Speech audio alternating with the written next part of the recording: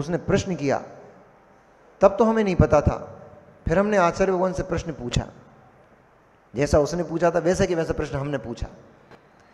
हमने कहा आचार्य जी बड़े आश्चर्य की बात है कि एक स्त्री पुरुष से किसी अन्य पुरुष से शादी कर ले तो व्यभिचार नहीं हो जाती है, और राजे महाराजे हजारों शादियां कर लेते थे तो भी व्यभिचारी नहीं कहलाते थे। ऐसा भेदभाव नहीं है क्या स्त्रियों के साथ?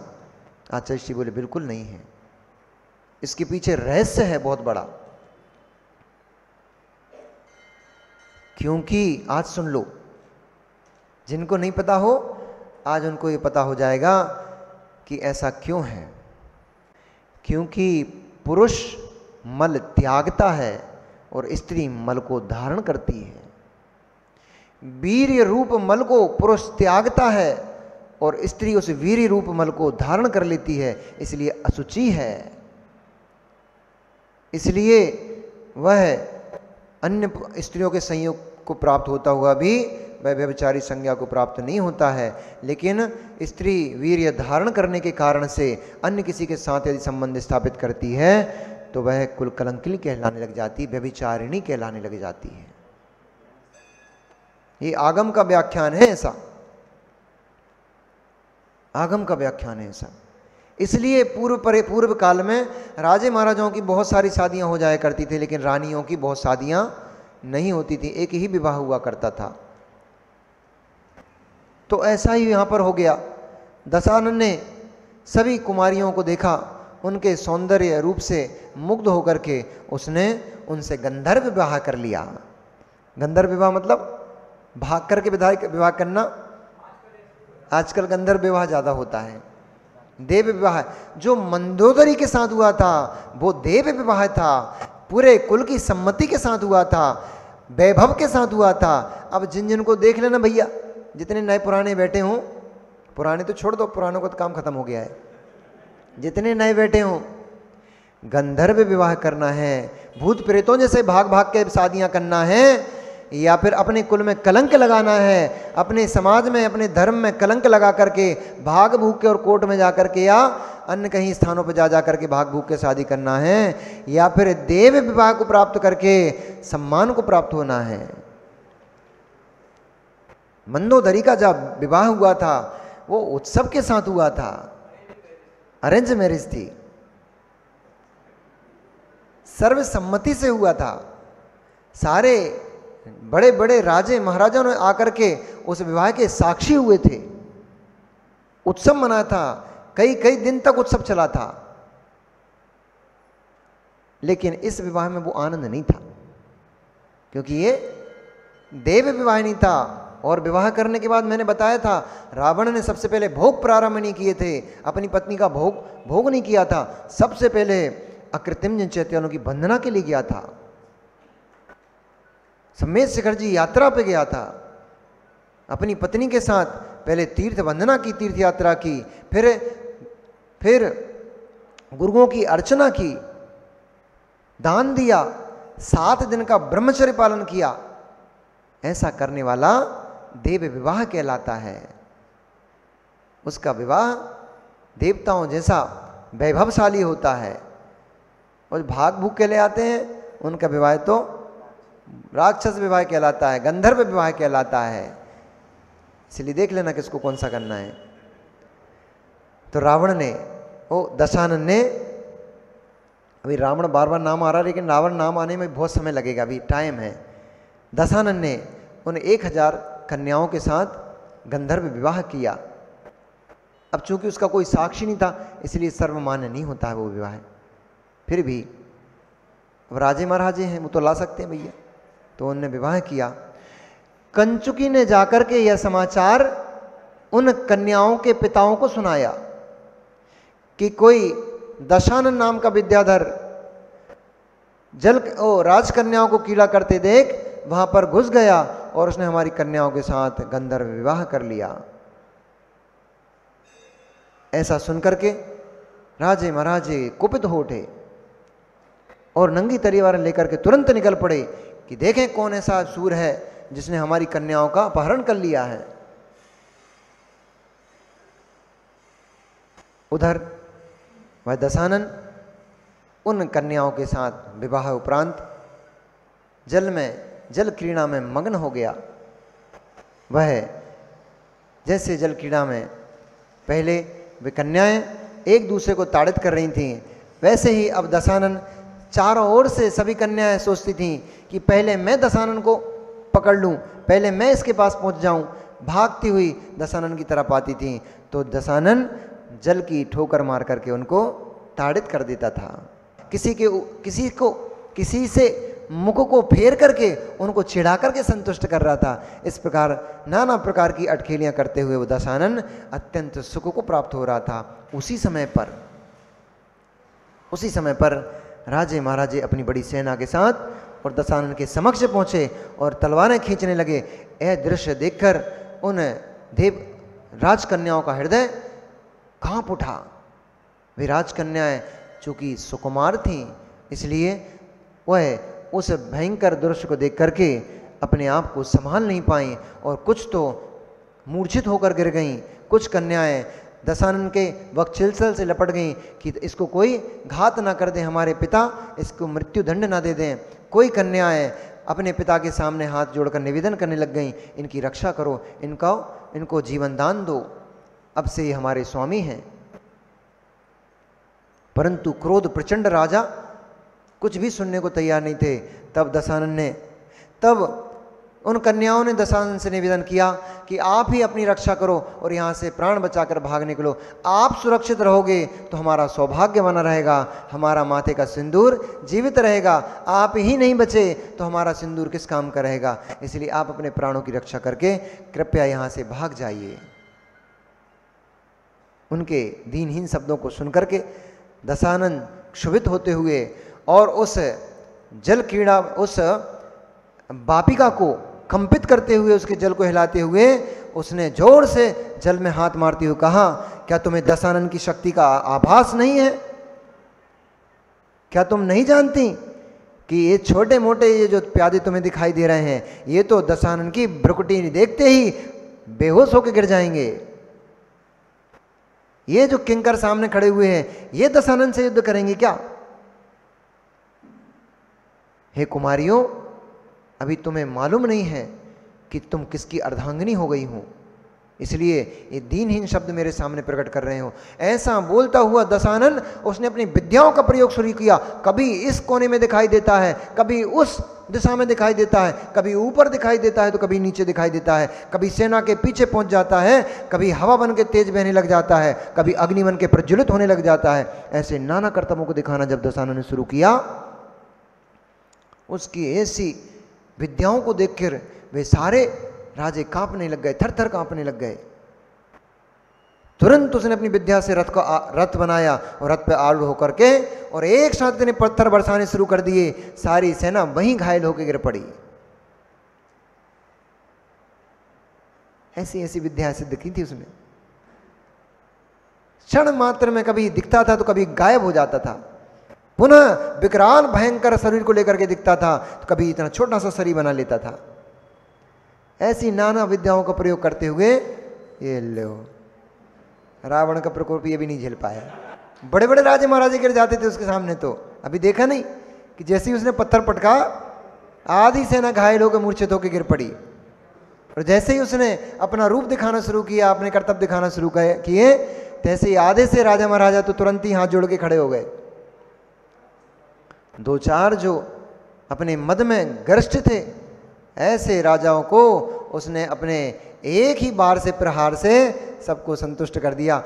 उनकी यह दशा को देख करके सारी की सारी राजकुमारियां आकर के दशानन के सामने हाथ जोड़ के खड़े हो गईं। क्षमा करो, क्षमा करो, क्षमा करो, ये हमारे पिता हैं, इनमें कोई हमारे बंधु हैं, इसलिए हे दशानन इनके प्राणों का हरण कृपया मत करो, इन्हें क्षमा दान दो, इन्हें जीवन दान दो। दशानन ने उन सभी कन्याओं को उनकी इच्छा की पूर्ति करते हुए सभी को नागपाश रूपी अस्त्र से सभी को बंदी बना लिया और बंदी बनाकर कहा, यदि मेरी दासता स्वीकार करते हो तो मैं तुम्हें छोड़ता हूँ। सभी ने हाथ जोड़ करके नमस्कार करते हुए और उसकी दासता को स्वीकार कर लिया।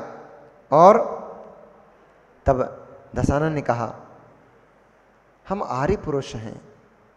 जब आपने मस्तक झुका ही दिया है तो मेरे लिए अब आपको बंदी रखना अयोग्य कार्य होगा। आपने जो मुझे स्वीकार ही लिया है तो मेरे लिए अब आपको कष्ट देना, ये मेरे लिए कष्टदायक होगा, ये मेरे लिए उचित नहीं होगा। इसलिए उसने सभी को बंधन मुक्त किया और सभी ने उस दशानन को अपना दामाद स्वीकार करते हुए बहुत भारी उत्सव के साथ फिर उसका विवाह संपन्न किया। और विवाह करके 1000 अंगनाओं के साथ वह दशानन पुनः अपने स्वयंप्रभ नगर में, अपने महल में बहुत भारी उत्सव और बहुत भारी वैभव के साथ प्रवेश किया।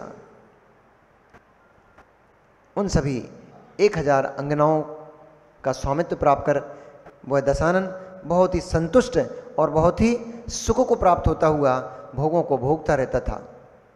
मंदोदरी उन 1000 महारानियों की स्वामिनी यानी रावण दशानन की पट्ट महिषी पद पर सुशोभित हुई, उसको पट्ट महिषी पद दिया गया और तब से 1000 रानियों की स्वामिनी वह मंदोदरी कहलाने लगेगी। इस प्रकार से वह दशानन अपना जीवन सुखपूर्वक भोगता हुआ और नाना क्रीड़ाओं को करता हुआ, नाना वन उपवनों में घूमता हुआ समय व्यतीत कर रहा था। तब अब बल, वैभव और विद्याओं को पाकर के भानुकर्ण भी कौन चुप बैठने वाले थे। तो भानुकर्ण ने क्या किया, वैश्रवण और इंद्र के जो नगर थे जहाँ पर उनका राज्य चलता था, ऐसे नगरों में घुस घुस करके उनके महलों को, उनके राज्य के नगर के बहुत सारी वस्तुओं को तहस नहस कर दिया, उनके बाग बगीचे नष्ट कर डाले। उनके जो शत्रु होते थे, कुंभकर्ण के, भानुकर्ण के जो शत्रु होते थे, उन शत्रुओं को उन्होंने ताड़ित करना शुरू कर दिया। ऐसी दशा को देख करके जो भानुकर्ण के ससुर थे, राजा क्या नाम था, मय के मित्र थे राजा महोदर, उन राजा महोदर जो कि कुंभपुर नाम के राजा महोदर, उनके ऊपर शत्रु ने हमला कर दिया। और जब हमला कर दिया तो बहुत भारी युद्ध प्रारंभ हो गया और राजा महोदर जब उस युद्ध में पराजित होने लग गए, ऐसा समाचार जब भानुकर्ण को सुनाई दिया, तुरंत ही भानुकर्ण अपनी सेना को लेकर के पहुंच गया और उसने उन शत्रुओं को बहुत पीटा। उन्होंने नगर से मार कर भगा दिया उनको, और भगाते ही चूंकि भानुकर्ण इसका नाम था और अपने ससुर जो कुंभपुर देश के राजा थे, उस कुंभपुर की उन्होंने रक्षा की थी, इसलिए आज से उनका नाम कुंभकर्ण हो गया था।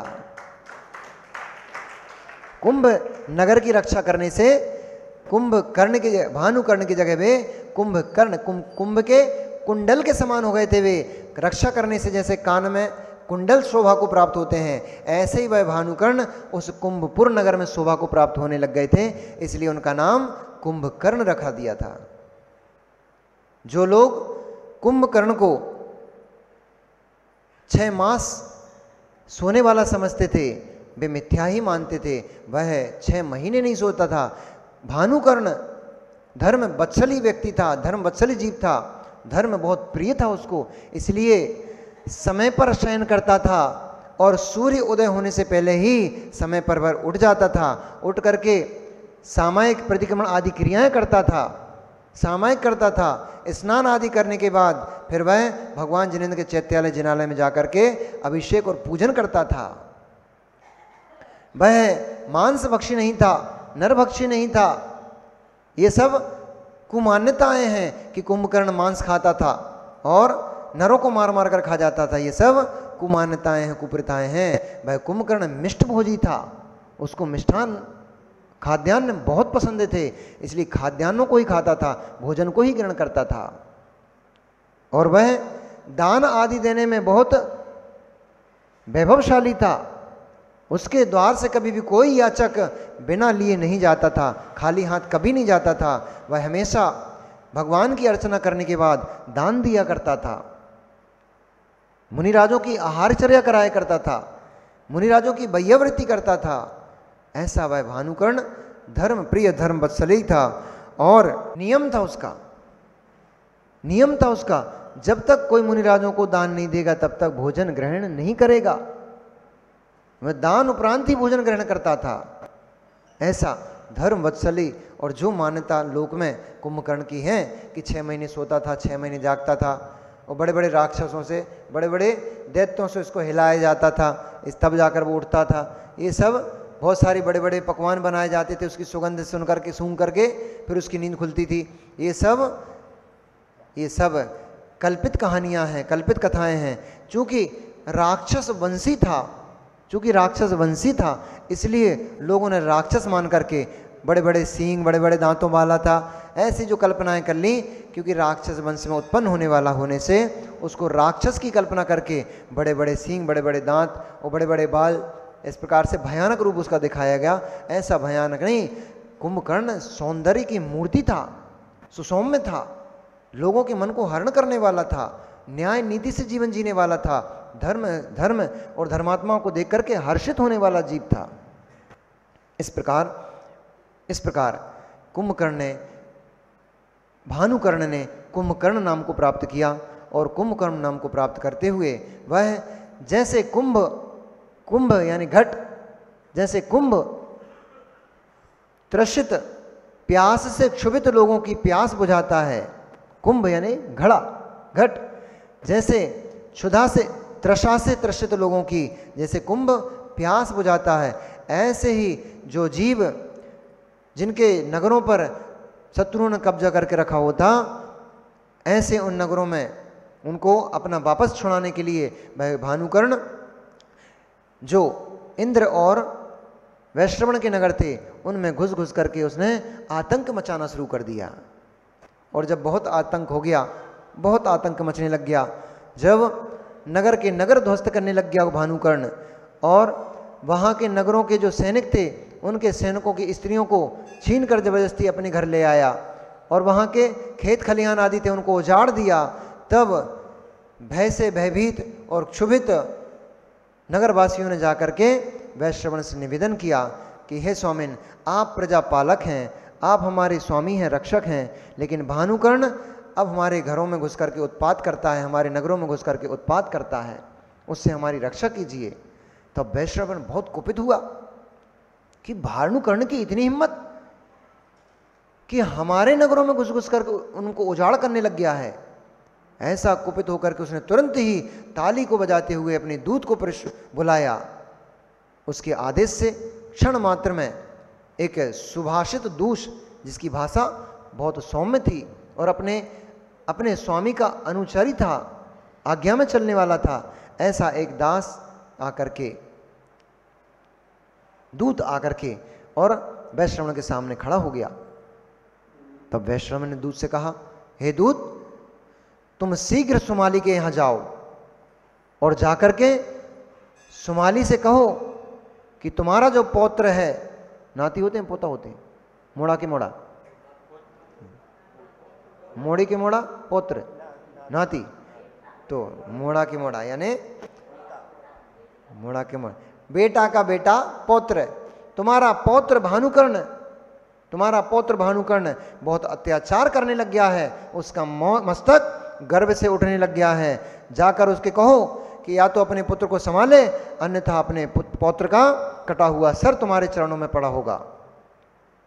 उनको कहो कि क्या वो सब बातें भूल गए जो इस तरह से उत्पात करने लग गए हैं, पुरानी बातों को, उनके एक एक बात को याद दिलाना, और याद दिला करके मेरा समाचार शीघ्र जाकर उनको कहो कि अपने पौत्र को नियंत्रित रखें, अन्यथा उनको जैसे लंका से भगा दिया गया था, उस स्वयं प्रभनगर से भी उनको मार मार के भगा दिया जाएगा।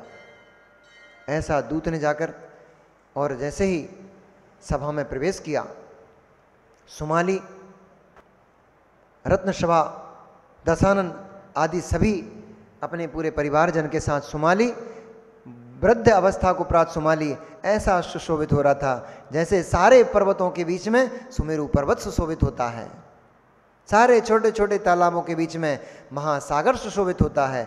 ऐसा वह सुमाली अपने पूरे पुरजन परिजनों के बीच में सुशोभित शोभा को प्राप्त हो रहा था। ऐसे समय में दूत ने जाकर उनको प्रणाम किया